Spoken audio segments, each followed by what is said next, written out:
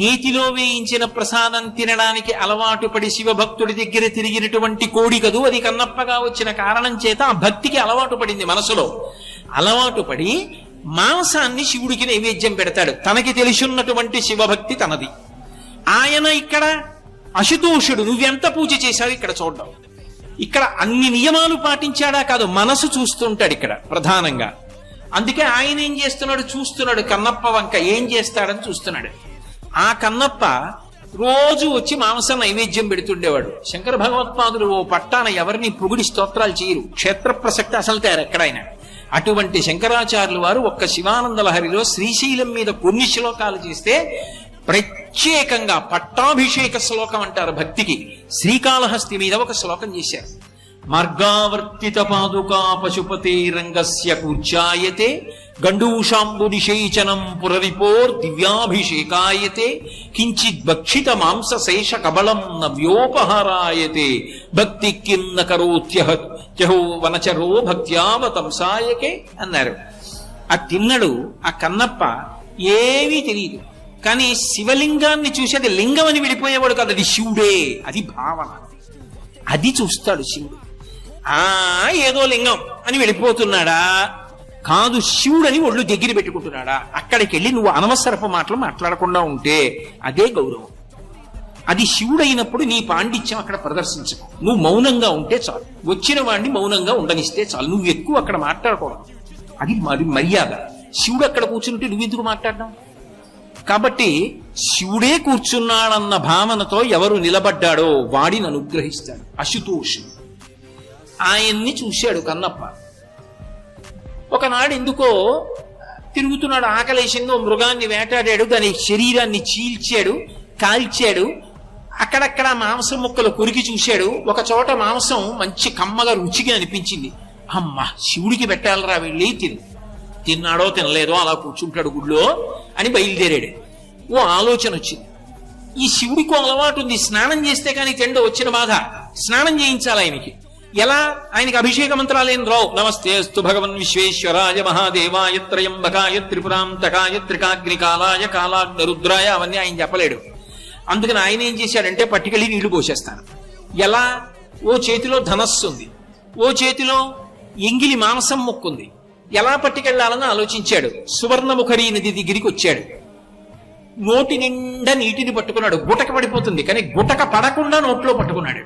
పట్టుకుని గబగబ గబగబా గుడి దగ్గరికి వస్తున్నాడు. దానికి సువర్ణముఖరి అని పేరు ఎందుకు వచ్చింది? సువర్ణం అంటే బంగారం. బంగారానికి 2 లక్షణాలు ఉంటాయి భగవంతుడిలాగే. అందులో కలిపురుషుడు ఉంటాడు కాబట్టి ప్రమాదం తీసుకొస్తుంది. బంగారం ఎక్కువ ఉందనుకోండి పీక కూడా తీసేస్తాడు. అది కలిపురుషుడికి స్థానం. బంగారము పాపము చేయిస్తుంది, బంగారము గొప్ప అనుగ్రహాన్ని ఇస్తుంది. అందుకే సువర్ణలింగాయ నమః, బంగారు లింగాన్ని పూజించడం అంత గొప్ప. అలాగే సువర్ణాన్ని దానం చేస్తే అసలు ఇంకా దేవతలు మహాప్రీతి చెందుతారు. ధర్మశాస్త్రంలో ఒక మాట చెప్తారు, ఎవరికి దానం ఇవ్వడం వల్ల ఎక్కువ సంతృష్టి పొందుతారు అంటే గురువుకి దానం ఇవ్వడం వల్ల. అయితే ఇక్కడ చమత్కారం ఉంది. గురువు గారంటే నిజానికి అసలు బంగారమునందు వ్యామోహం ఉండదు ఆయనకి. ఆయన పుచ్చుకోడు. ఎందుకో తెలుసా? ఆయనకి కావలసింది బంగారం కాదు, పరమేశ్వరుడు కావాలి. అందుకే ఆయనకి పట్టుకొచ్చి మీరు ఇచ్చినా ఆయన నాకు అక్కర్లేదండి. అలాంటి వాడు పుచ్చుకున్నాడు అనుకోండి, నీ జన్మ ధన్యమై.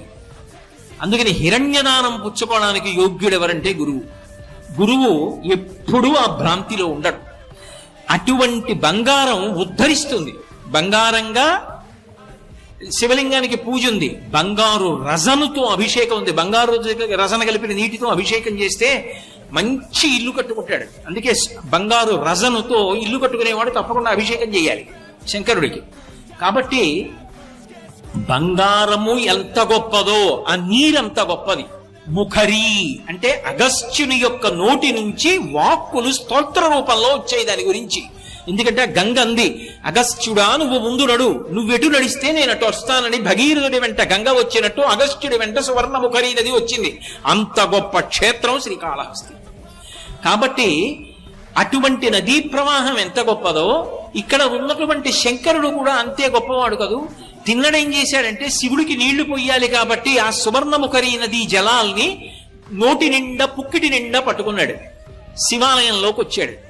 శివాలయంలో ఒక ఆచారం ఉంటుంది. శివలింగానికి ఉన్నటువంటి నిర్మాల్యాన్ని తీయాలి. శివలింగానికి పూజ చేసేటప్పుడు తుమ్మి పూలు మొదలైనవి పూజ చేస్తాం కదా, పూజ చేసినప్పుడు ఎక్కడైనా తడికి అభిషేకం చేసినప్పుడు ఇరుక్కుంటాయి. ఆ పువ్వులు తీసేటప్పుడు కానీ నిర్మాల్యం తీసేటప్పుడు కానీ చేతిని ఉపయోగించి ఉత్తరాభిముఖంగా తీయరు. తీయకుండా ఏం చేస్తారంటే చాలా మెత్తటి, మీకు అర్థం అవ్వాలంటే బ్రష్ అనొచ్చు, కూర్చ అంటారు, అది పెట్టి తుడిసి తీస్తారు. ఇప్పటికీ మీరు ఎవరైనా పెద్దలు చేసే పూజలు చూడండి, దాంతో తీస్తారు నిర్మాల్యం ఉత్తరాభిముఖంగా. కాబట్టి ఎలా ఆయనకి నిర్మాల్యం తీయాలిగా, కూర్చ ఏదైనా ఆలోచించాడు. చూశాడు ఇంతకుముందు అర్చకులు కూర్చతో నిర్మాల్యం తీయడం చూశాడు. నా దగ్గర కూర్చేది, ముందు కాసేపు తినాలి, ఆకలేస్తోంది, ఇవన్నీ పట్టించుకుంటే ఎలా, పాపం ఎప్పుడు తిన్నాడో ఏమో. అది ఆయన భక్తి. ఆయన చూసింది ఏమిటో తెలుసా, అది రాయి లింగం అనలేదు, శివుడు అన్నాడు. అది లేదు మిగిలిన వాళ్ళకి, ఆయనకుంది కన్నప్పకి. వచ్చిన వాడు ఏం చేశాడు, చెప్పులతో లోపలికి వెళ్ళిపోయాడు. ఎందుకని, ఇదే కూర్చ అన్నాడు. అక్కడికి వెళ్ళి ధనస్సు పక్కన పెట్టాడు, మాంసం ముక్కలా పెట్టాడు, ఈ చెప్పు తీసి శివలింగాన్ని తుడిచాడు. మార్గావర్తిత పాదుకా పశుపతే రంగస్య కూర్చాయతే. శివుడు అన్నాడు, అబ్బా ఇటువంటి కూర్చే ఎవరు వాడలేదురా ఇంతకు ముందు. అంటే దాని అర్థం మనం కూడా అలా చేయొచ్చనా? మనకెంత తెలుసో తెలియనివాడా? నీకు తెలిసున్న దాన్ని బట్టి నువ్వు ప్రవర్తించాలి. ఆయనకి తెలియదు, అనుగ్రహించాడు. ఎంత తెలుసో అంతకు అనుగ్రహించేస్తాడు. చిత్తశుద్ధి మాత్రం అవసరం. కాబట్టి ఇప్పుడు చెప్పు పెట్టి నిర్మాల్యం తీశాడు, శివుడు అంగీకరించాడు. గండూషాంబు నిషేచనం పురరిపోర్ దివ్యాభిషేకాయతి. ఆయన త్రిపురాంతకుడు, మహాజ్ఞాని, దక్షిణామూర్తి. అటువంటి వాడి మీద ఎంగిలి నీరు ఉమిశాడు. ఇది అభిషేకం రా అన్నాడు, అంగీకరించాడు. ఎందుకని, కన్నప్పకంతే తెలుసు. ఆయన గుండెలు చూశాడు. తొందరగా స్నానం చేస్తే నేను తింటానని పెడుతున్నాడు, చాలు. నేను రాయిని అనుకోవట్లేదు, నేను శివుణ్ణి అనుకున్నాడు, అంగీకరించాడు. అలాగే కించిత్ భక్షిత మాంసశేషక బలం నవ్యోపహరాయతే. కొంత కొరికి చూసిన ఉమ్ముతో ఉన్న ఎంగిలి మాంసం అక్కడ పెట్టి తిరిశివా అన్నాడు. గొప్ప ఆహారం పెట్టావురా అని తిన్నాడు. నవ్యోపహారాయతే భక్తికిన్న కరోచహో వనచరో భక్త్యావతంసాయకే. భక్తి కన్నా గొప్పది ఏముంది శంకర అని శంకరాచార్యుల వారు శివానంద లహరిలో 2 చేతులు ఎత్తి నమస్కారం చేశారు. శ్రీకాళహస్తి క్షేత్రం గురించే చెప్పారు శ్లోకం. దూర్జటి తట్టుకోలేకపోయాడు అసలు ఈ సంఘటనకి. కన్నప్ప చేసినటువంటి పూజకి ఆనందం తట్టుకోలేకపోయాడు. ఈ క్షేత్రంలో ప్రతిరోజు తిరిగిన వాడు కదూ. ఈ ప్రాంగణానికి దూర్జటి మంటపం అని పేరుట. ఆయనైతే ఒక అద్భుతమైనటువంటి పద్యరచన చేశాడు. నీకున్మాంసము వాంఛయేని కరువా నీ చేత లేడు ఉండగా, జోకైనట్టి కుఠారముండ అనల జ్యోతుండ నీరుండగా, పాకం బొప్ప ఘటించి చేతి పునుకన్ భక్షింపక బోయచే చేకుంటెంగిలి మాంసమిట్లు తగునా శ్రీకాళహస్తీశ్వర. శ్రీకాళహస్తీశ్వర మకుటం. శివుడి దగ్గరికి వెళ్ళి అడిగాడు. ఎవరు అడుగుతాడు? ఆయన రాయనుకున్నవాడైతే ఇలా పెట్టి దొంగదండం వెళ్ళిపోతాడు. ఆయన కాదయా శివుడయా అన్నవాడు ఆయన్ని ప్రశ్న వేస్తాడు. శంకరా అని ప్రశ్న వేశాడు. ఎందుకని, ఉన్నాడన్న నమ్మకం. అందుకు చేశాడు శరణాగతి. శివుడి దగ్గరికి వచ్చి రోషీరోజదు కామినీ జనుల తారుండోరు సౌఖ్యంబులన్ బాసీబాజత పుత్రమిత్రధన సంపద్భ్రాంతి వంచాలతల్ కోశీకోయదు నామనంబకట నీకున్ ప్రీతిగా సత్క్రియలు చేసి చేయదు దీని తుళ్ళనచవే శ్రీకాళహస్తీశ్వర అన్నాడు. అంత గొప్ప శరణాగతి ఎవడు చేశాడు? అంత గొప్ప శరణాగతి చేశాడు దుర్జటి. అన్నాడు, శివ నీకు మాంసము వంచయేని కరువా. నీకో చేతిలో కురంగపాణి అని నీకో చేతిలో లేడు ఉంటుంది, ఓ చేతిలో గొడ్డలుంటుంది. ఎక్కడ కూర్చున్నవాడు అక్కడే కూర్చుని ఈ గొడ్డల్ని, ఈ కుడి చేతిలో గొడ్డలు పెట్టి ఈ లేడుని ఒక దెబ్బ కొట్టి దాని మాంసం పీక్కుని, చేతిలో బ్రహ్మకపాలం ఉంది, ఇక్కడే గంగ ఉంది, ఈ గంగ తీసి ఈ పుర్రెలో పోసుకుని ఈ మాంసం కిందిలో పడేసి, ఇక్కడే అగ్నిహోత్రం ఉంది 3వ కన్ను, ఇక్కడే పుర్రె పెట్టి ఉడికించుకుని ఇలా నోట్లో పడేసుకుంటే సరిపోయే తెరేసినప్పుడు. అది మానేసి ఎక్కడో కన్నప్ప పెట్టిన ఎంగిలి మాంసం తినేసావా? ఏమిటయా శివ అంటే దాని అర్థం నింద కాదు, ఇంత అశుతోషుడివా, ఏమీ తెలియని వాడైనా నువ్వు లింగము రాయి కాదు శివుడే అని నమ్మి నిలబడితే అనుగ్రహిస్తావా? శివ ఎంత గొప్పవాడివయ్యా అని స్తోత్రం చేశాడు దుర్జటి. అంతటి మహానుభావుడు. కానీ కన్నప్ప రోజు ఇలా పెడుతుంటే ఇక్కడికి ఒకప్పుడు బ్రహ్మవాదులు వచ్చేవారు, ఋషులందరూ వస్తుండేవారు ఇక్కడికి ఆయన్ని పూజ చేయడానికి. ఎందుకంటే శ్రీకాళహస్తి విషయంలో ఒక అద్భుతమైన మాట చెప్తారు, వైదిక క్షేత్రం అని చెప్తారు. ఎందుకంటే కొన్ని చోట్ల వేదంతో సంబంధం లేకుండా పెద్దగా వేద విషయం కాకుండా ఆరాధన జరిగే శైవ క్షేత్రాలు ఉన్నాయి. కానీ ఇది వైదిక క్షేత్రం. వేదము యొక్క పట్టు ఈ క్షేత్రంలో చాలా ఎక్కువ.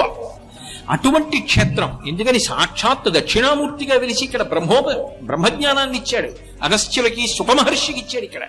కాబట్టి అటువంటి వాడివి శివ, అశుతోషుడివి, చాలా తేలిగ్గా అనుగ్రహిస్తావు. కానీ మిగిలిన వాళ్ళు భ్రాంతికి లోనయ్యారు. ఎక్కడ దొరికాడు రా ఈ కన్నప్ప? రోజు పట్టుకొస్తాడు, మాంసం పెడుతుంటాడు, అవి చెప్పులతో వస్తూ ఉంటాడు, ఏమిటో శివ శివ అంటుంటాడు. ఏమైనా అందా అంటే చేతిలో బాణం ఉంటుంది, ధనస్సు ఉంటుంది, పైగా చాలా దారుఢ్యమైన శరీరం ఉన్నవాడు. ఎవరిని ఏం చేస్తాడో తెలియదు, ఒక పడు పొడిస్తే ఆ బాణం పెట్టి. అందుకని లేనిపోని గొడవ. ఏమైనా అందామంటే భయం. ఆ పెద్ద పెద్ద కళ్ళు వేసుకున్న శివలింగం దగ్గరికి పోతూ ఉంటాడని చెప్పి ఆయన మీద మనసులో కోపం పెట్టుకున్నారు. చూశాడు శివుడు, ఉరే నేను మనసు చూస్తాన్రా, నరత్వం దేవత్వం నగవన మృగత్వం వశకత పశుత్వం కీటత్వం భవద విహత్వాది జననం సదా త్వత్పాదాబ్జ స్మరణ పరమానంద లహరి విహారాసక్తం చేద్రు దయమిహ కింతేన వపుష. ఎవడికి కావాలి శరీరంతో? నీ మనసు చెప్పు, దాన్ని బట్టి శివుడు అనుగ్రహిస్తాడంటారు శంకరాచార్యుల వారు. అలా ఒక రోజున ఏం చేశాడంటే కన్నప్ప లోపలికి వచ్చాడు, ఋషులందరూ కూడా లోపలికి వచ్చారు. అబ్బా వచ్చాడు రా వీడు పూజ మొదలెడతాడనుకుంటున్నారు. అనుకునే లోపల శివుడు ఒక సంకల్పం చేశాడు. వెంటనే దేవాలయం అంతా కదలడం మొదలెట్టింది. భూకంపం వచ్చినట్టు పెద్ద పెద్ద బండలు పైనుంచి కింద పడుతున్నాయి. అందరూ బయటికి పారిపోయారు. కన్నప్ప ఒక్కడేం చేశాడంటే శివలింగం వంక చూశాడు. శివ, పైనుంచి బండలు పడుతున్నాయి, నీకు భయం లేదు, నువ్వు లేవవు నాకు తెలుసు. కానీ ఏదైనా బండ పడితే ఎంత దెబ్బ తగులుతుంది నీ తలకి? ముందు నా నడుము మీద పడిపోవాలి. నేను పోయిన తర్వాత నీ తల మీద పడిపోయినా నాకు అభ్యంతరం లేదు, నేను ఉండగా నేను చూడలేను. అందుకని శివ, నిన్ను నేను కాపాడుకుంటానని గబగబా వచ్చి పానవట్టం ఎక్కి శివలింగం మీదకి పెట్టి చేతులు అటు పెట్టి వంగున్నాడు శివలింగానికి. శివుడు ఒక్కసారి దేవాలయం అంతా నిలబడేటట్టు చేశాడు. ఏమైందని ఋషులందరూ లోపలికి వచ్చారు. కన్నప్పని చూశారు. వాళ్ళకి అర్థమైంది, ఇది కన్నప్ప అంటే. మనం కాదు పూజ, ఆయనది పూజ. ఎవడికి మనసున్నదో, ఎవడు లింగమును శివుడు అన్నాడో వాడిని అనుగ్రహించాడు. మనందరం బయటికి పరిగెత్తాం, వాడు గుళ్ళోకి పరిగెత్తి శివలింగం మీద నడుము పెట్టాడు. వాడు భక్తుడు, మహానుభావుడు. ఇదే క్షేత్రంలో తీర్థస్నానం చేసి రమ్మని సాయుజ్య మోక్షాన్ని ఇచ్చాడు. శ్రీకాళహస్తి గొప్పతనం ఏమిటంటే తాను కింద ఉండి తన భక్తుడిని కొండ మీద నించోబెట్టాడు. నువ్వు కొండ మీద కూర్చో, నీ కింద కూర్చుంటానన్నాడు.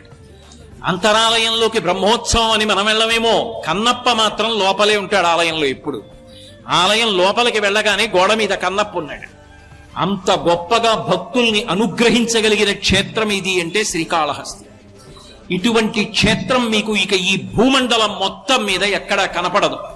అటువంటి క్షేత్రవాసం చెయ్యడం, అటువంటి క్షేత్ర శిఖరాన్ని రోజు చూడడం జన్మ జన్మాంతర సుకృతం.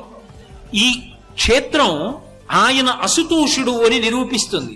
పూర్వజన్మ వాసనలు మనిషిని ఎలా నడిపిస్తాయో నిరూపిస్తుంది. అందుకే కన్నప్పని అనుగ్రహించినప్పుడు 33 కోట్ల మంది దేవతలు, సృష్టికర్త స్థితికర్త కాళహస్తి క్షేత్రానికి వచ్చి నిలబడి నమస్కరించారు. అసలు మీకు ఎక్కడా లేని రీతిలో ఈ క్షేత్రానికి శంకరుడు ఒక వైభవాన్ని ఇచ్చాడు. ఇక్కడ 3 కలిపి ఒకటే పేరు పెడుతున్నానన్నాడు. శివలింగమునకు శ్రీకాళహస్తి. అందుకే ఆ శివలింగమునందే ఏనుగు యొక్క దంతములు, సాలెపురుగు, పాము కనపడతాయి. లింగము శ్రీకాళహస్తి లింగం అంటాం, వాయులింగమైన శ్రీకాళహస్తి లింగం అంటాం. క్షేత్రము శ్రీకాళహస్తి క్షేత్రము అంటాం. కొండ కాళహస్తి కొండ అంటాం. 3 శ్రీకాళహస్తే. అత్యంత క్లిష్టమైన పునర్జన్మ సంబంధమైనటువంటి విషయములను కోట్ల జన్మలెత్తి తరించవలసిన వాణ్ణి అశుతోషుడై శివుడు ఇక్కడ ఎలా అనుగ్రహిస్తాడో ఈ క్షేత్రం నిరూపణం చేస్తుంటుంది. ఇక్కడ ఒకానొకప్పుడు ఒక సాలెపురుగు ఉండేది. ఆ సాలెపురుగు ఇక్కడికి రావడానికి కూడా పూర్వజన్మ వాసన బలం కారణం. ఒక బ్రాహ్మణ కుటుంబంలో ఆయనకి సత్యహితుడు అని ఒక బ్రాహ్మణుడు, ఆయన తామ్రపర్ణి నదీ తీరంలో ఉండి అనుష్ఠానం చేస్తుండేవాడు, సత్యసఖుడు. అటువంటి బ్రాహ్మణుడికి ఒక కొడుకు పుట్టాడు. ఆయన ఎంతో కష్టపడి ఆ కొడుకుని పెంచి పెద్ద చేసి వేదం మొదలైనవి నేర్పాడు. బుద్ధి కర్మానుసారిణి. ఆయనకి అవైదికమైన జీవనం మీద అనురక్తి కలిగింది ఒకప్పుడు. త్వజ యజ్ఞోపవీతంతే ముండయిత్వా శిరస్తథా. ఆయన శిఖ తీసేశాడు. శిఖ తీసేసి శిరస్సంతా ముండనం చేయించేసుకుని యజ్ఞోపవీతం చేసి గాలికి విసిరేశాడు. విసిరేసి ఇప్పుడు తను బ్రాహ్మణుడని ఎవరు గుర్తుపట్టారు. యథేచ్ఛగా జీవించచ్చు, భోగం అనుభవించచ్చు అని వెళ్ళిపోయాడు. వెళ్ళిపోయి కొంకణ దేశాన్ని చేరుకున్నాడు. అక్కడ యథేచ్ఛగా భోగం అనుభవిస్తూ జీవితం గడుపుతున్నాడు. ఎందుకో ఆయన మనసు చంచలమైంది కదూ. అనురక్తి బట్టలు నేసేటటువంటి సాలెవారి యొక్క జీవితం మీద నిలబడింది. అక్కడికి వెళ్ళి చాలా అనురక్తితో పనిచేయడం మొదలుపెట్టాడు. చూశాడు పాటలుడు అని ఒక సాలెవాడు. ఆయన చూసి పిల్లవాడు ఎవరో తెలియదు, అనాథ, ఎక్కడి నుంచి వచ్చాడో తెలియదు, ఈ పిల్లవాడిని నేను పెంచుకుంటానని కొడుకుగా స్వీకరించి కురంగుడు అని పేరు పెట్టాడు. పెట్టి ఆ పిల్లవాడిని దగ్గరికి తీసుకుని పెంచి పెద్ద చేశాడు. ఈ పిల్లవాడు పెద్దవాడయ్యాడు. ఆయనకు అలవాటు వచ్చింది, శివభక్తి ఏర్పడింది. ఓ బ్రాహ్మణుల్ని తీసుకొచ్చేవాడు, దానాలు చేస్తుండేవాడు, శివ పూజలు చేస్తుండేవాడు, మంటపాలు కడుతుండేవాడు, అగ్రహారాలు నిర్మాణం చేస్తుండేవాడు, మణులతో పూజ చేసేవాడు, వస్త్రదానం చేసేవాడు, ఇన్ని చేసేవాడు. భక్తి అన్న మాటకు అర్థం ఉద్ధాన పతనాలు ఉంటాయి. ఒకసారి ఏర్పడుతుంది, ఒకసారి పోతూ ఉంటుంది. నిలబడడం ఈశ్వరానుగ్రహం మీద ఉంటుంది. అంత తేలికేం కాదది. అందుకే మళ్ళీ పతనం వచ్చి అకస్మాత్తుగా వృద్ధాప్యం వచ్చిన తర్వాత లుబ్ధత్వం వచ్చి ఇవన్నీ ఏమిటి, దానాలు ఏమిటి, ధర్మాలు ఏమిటి, పూజలు ఏమిటి అని చెప్పి అన్నీ మానేశాడు. అన్నీ మానేసి ఇస్తానని మాట ఇచ్చినటువంటివి కూడా బ్రాహ్మణులకు ఇవ్వడం మానేశాడు. అంటే చేసిన ప్రతిజ్ఞకి భంగం చేశాడు. ప్రతిజ్ఞాభంగం చేస్తే కృతఘ్నుడు అంటారు. కృతఘ్నో నాస్తి నిష్కృతి అని ధర్మశాస్త్రం. కృతఘ్నుడికి నిష్కృతి ఉండదు. ఇప్పుడు అంతంత పెద్ద పాపాలు ఆయన ఖాతాలో పడ్డాయి. ఆఖరణ ఆయనకి అంత్యకాలం సమీపించింది. ఇక కొంచెం సేపట్లో ప్రాణం పోతుంది. ఏమి ఈశ్వరానుగ్రహమో, ఒక వృద్ధ బ్రాహ్మణుడు వచ్చాడు. అయా, నువ్వు చాలా ధనవంతుడమైనటువంటి సాలెవాడివి. నేను పరమశివుడికి ఓ వస్త్రం సమర్పించుకుంటానని మొక్కుకున్నాను. ఏమిటో నా కటిక పేదరికం సమర్పించలేకపోయాను. ఒక్క పంచెల చాపివ్వయా, శివుడికి సమర్పిస్తానన్నాడు. ఎప్పుడో హిత పూర్వం చేసిన దానాలు గుర్తొచ్చాయి. శరీరం నీరసపడిపోయిందని ఓ పంచెల చాపిచ్చి బ్రాహ్మణుడికి శివుడికి అని.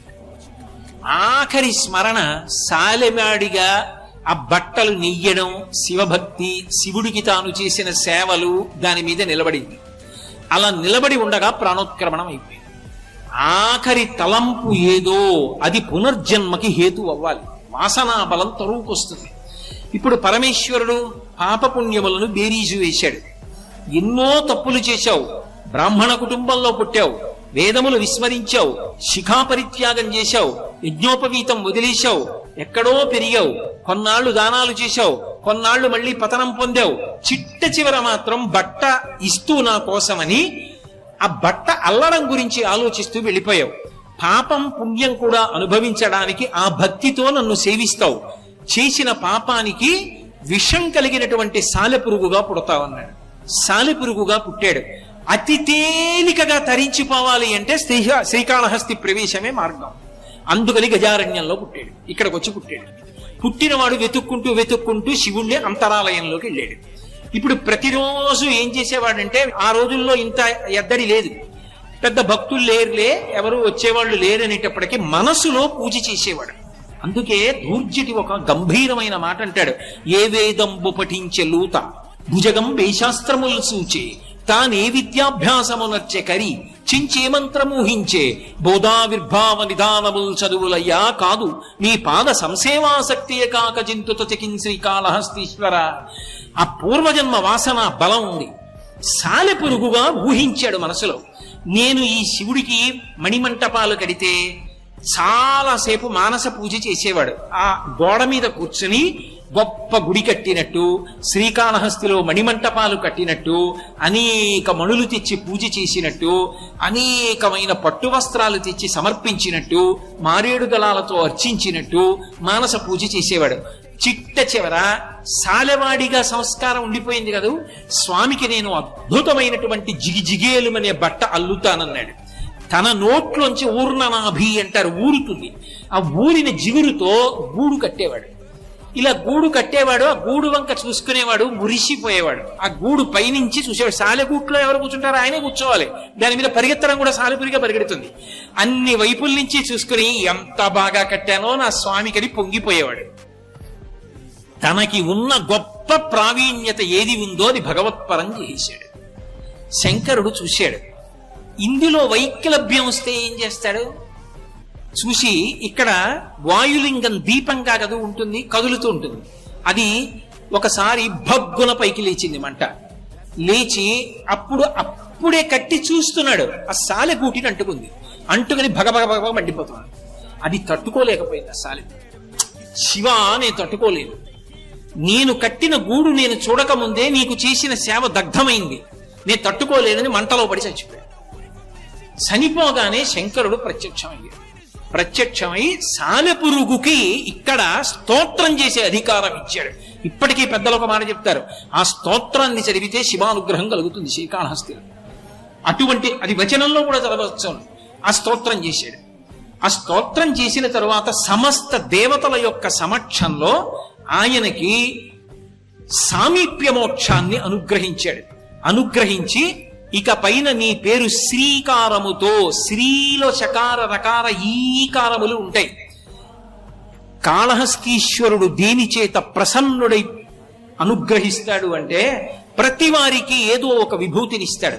ఒకడు పాట పాడతాడు, ఒకడు అధికారంలో ఉంటాడు, ఒకడు బాగా మాట్లాడతాడు, ఒకడికి కవిత్వం వచ్చు, ఒకడికి బొమ్మ గీయడం వచ్చు, ఒకడికి పల్లకీ పట్టుకోవడం వచ్చు, ఏమీ రాని వాడికి కనీసం గుడి తుడవడం వచ్చు. నీకు ఏది భగవంతుడిచ్చాడో దాన్ని నిస్వార్థంగా భగవత్పరం చెయ్యగలవా, ప్రతిఫలం ఆశించకుండా? అలా చెయ్యగలిగిన వాడైతే సాలెపురుగును అనుగ్రహించినట్టు అనుగ్రహిస్తాడు. అది శ్రీ. సాలెపురుగు గూడు వల్ల కలిగిన శక్తి శివుడికి సమర్పించింది. నువ్వు కూడా చేయగలవా? కనీసం కొంతలో కొంత సమాజ హితము కొరకు ప్రవర్తించగలవా నీకు ఇచ్చిన విభూతితో? అది శివానుగ్రహానికి కారణం. అందుకే సాలెపురుగు అంతరంగాన్ని చూసి తనకున్న విభూతిని శివునికి సమర్పించింది కాబట్టి, విశ్వమునందు విశ్వనాథుణ్ణి చూసి నువ్వు అలా లోకములకు సమర్పించగలిగితే నిన్ననుగ్రహించడానికి కూడా పరమేశ్వరుడు ఎల్లకాలముల యందు సిద్ధంగా ఉంటాడు. అటువంటి క్షేత్రంలో సాలెపురుగును అనుగ్రహించడం కాదు, అది పక్కనే సాయుధ్య మోక్షం కాబట్టి ఇక పైన నా లింగంలోనే నువ్వు కనపడుతుంటావు. అందుకే ఇప్పటికీ లింగంలో సాలెపురుగు కనపడుతుంది, ఎక్కడ ఇవ్వాల. అందుకే ఆయన అనుగ్రహించినప్పుడల్లా ఇక్కడికి దేవతలందరూ వస్తారు. 33 కోట్ల మంది దేవతలు బ్రహ్మ విష్ణువాదులతో వచ్చి నిలబడతారట. అంతటి క్షేత్రం ఇక ఈ భూమండలమునందు లేదు. అందుకే దీనికి కాశీతో పోలిక లేదు. దక్షిణ కైలాసం ఇది శివుని యొక్క ఆవాస భూమి. అంత గొప్ప క్షేత్రం. నా జీవితంలో నేను ఎప్పుడు అనుకుంటుంటా, కనీసం ఒక్క వారం రోజులు ఈ శ్రీకాళహస్తి వెళ్ళి ఉండి ఎన్నో చూడాలని కోరిక ఇక్కడ నాకు. అవన్నీ నేను చూడాలి, గిరి ప్రదక్షిణం చెయ్యాలి అని కోరుకుంటుంటాను. ఈశ్వరుడు ఎప్పుడోప్పటికి అనుగ్రహిస్తాడు. తప్పకుండా వచ్చి నేను వారం రోజులు ఉండి కాళహస్తిలో అవన్నీ సేవించుకుంటాను. అంత గొప్ప క్షేత్రం. అటువంటి క్షేత్రంలో ఎవరికి ఏది ఎలా కావాలో అలా అనుగ్రహించాడు. విశేషం ఏమిటో తెలుసా? ఒకప్పుడు బ్రహ్మవాదులైనటువంటి వాళ్ళల్లో అగ్రగణ్యుడు ఎవరు అంటే శుకబ్రహ్మ. ఎందుచేత అంటే, లోకంలో ఎవరైనా సరే ఒక ప్రాణి పుడితే దాని వెనక సిద్ధాంతం ఏమిటంటే, గత జన్మలలో చేసినటువంటి పాపపుణ్యములను సుఖదుఖముల రూపంలో అనుభవించడానికి ఈ లోకంలో ఒక శరీరంతో పుడతాడు. అలా కొన్ని కోట్ల ప్రాణులను సృష్టిస్తుంటాడు పరమాత్మ. సృష్టించి విసిగెత్తిపోయేట. చేసిన కర్మలు అనుభవించడానికి పుట్టేవాడు తప్ప అసలు అనుభవించడానికి కర్మ లేకుండా పుడుతూనే జ్ఞాని అయిన వాడు ఒక్కడు పుట్టడు. నేనే సృష్టిస్తాను ఇద్దరిని అలాగని చెప్పి పరమాత్మకి విసుగెత్తి కర్మఫలాల కోసం పుట్టేవాళ్ళు కాకుండా పుట్టుకతో భక్తి జ్ఞాన వైరాగ్యములు కలిగిన వాళ్ళని పుట్టించాడు. అందుకే కర్మ చేస్తే కుశ, దర్భ పట్టుకుంటారు. దర్భ పట్టుకోక్కర్లేకపోతే తిరగేస్తే శుకబ్రహ్మ పుట్టుకతో బ్రహ్మజ్ఞాని, అంతటి వైరాగ్యం ఉన్నవాడు. అలాగే మహానుభావుడు వామదేవుడు. శంకరాచార్యులు వారు బ్రహ్మసూత్ర భాష్యంలో చెప్తారు వామదేవుడు గురించి. ఆయన బ్రహ్మజ్ఞాని. వీళ్ళిద్దరూ కూడా బ్రహ్మజ్ఞానులు పుట్టుకతో. వ్యాసుడి కన్నా బ్రహ్మజ్ఞాని శుకబ్రహ్మ, అంత గొప్పవాడు. సూతుడు అన్ని పురాణాలు చెప్పినా భాగవతం మాత్రం సూతుడు చెప్పలా. 7 రోజుల పాటు ఆవు పాలు పితికినంత సేపు కన్నా నిలబడడు శుకుడు. అలా నిలబడితే ప్రపంచం తన మనసులో కెడుతుంది, అనుబంధాలు ఏర్పడతాయని వెళ్ళిపోతాడు. అంతటి విరాగి. అటువంటి వాడు 7 రోజులు పరీక్షిత్తు కోసం భాగవతం చెప్పాడు. అంతటి బ్రహ్మజ్ఞాని అయినటువంటి శుకుడికి ఒకప్పుడు బ్రహ్మజ్ఞానం గురించి ఇంకా కొన్ని తెలుసుకోవలసినవి ఉన్నాయనిపించింది. అప్పుడు ఎక్కడికి వచ్చాడంటే శ్రీకాళహస్తి వచ్చాడు. ఈ క్షేత్రం కన్నా యోగ్యమైంది లేదని ఇక్కడికి వచ్చి శివుణ్ణి ప్రార్థించాడు. శివా నన్ను అనుగ్రహించు అని. మౌన వ్యాఖ్యా ప్రకటిత పరబ్రహ్మతత్వం యువానం వర్షిస్తాం తే వసదృషిగణైరవృతం బ్రహ్మనిష్టై ఆచార్యేంద్రం కరకలిత చిన్ముద్రమానందమూర్తిం స్వాత్మారామం ముదితవదనం దక్షిణామూర్తిమీడే. దక్షిణామూర్తిగా అవతరించాడు. ఇక్కడ దక్షిణాభిముఖుడై ఉంటాడు.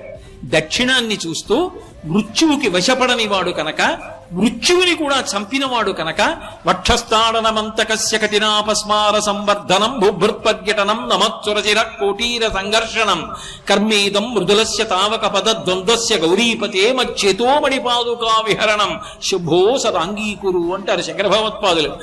యముణ్ణి కూడా తన్నినవాడు కనుక, మృత్యుంజయుడు కనుక ఇక్కడ దక్షిణామూర్తిగా వెలసి జ్ఞానాన్ని సుఖబ్రహ్మకి ఇతర ఋషులకి పంచిపెట్టాడు. ఇక్కడికొచ్చి దక్షిణామూర్తిని ఉపాసన చేసిన, నన్ను బాగా నమ్మండి, దక్షిణామూర్తిని ఒకసారి చూసి కళ్ళు మూసుకుని దక్షిణామూర్తిని ధ్యానం చేసిన అపారమైనటువంటి సరస్వతి కటాక్షం కలిగేటటువంటి క్షేత్రం శ్రీకాళహస్తి. ఒక విధంగా కాదు, చెంగల్వరాయుడన్న పేరుతో సుబ్రహ్మణ్యుడు వెలిశాడు.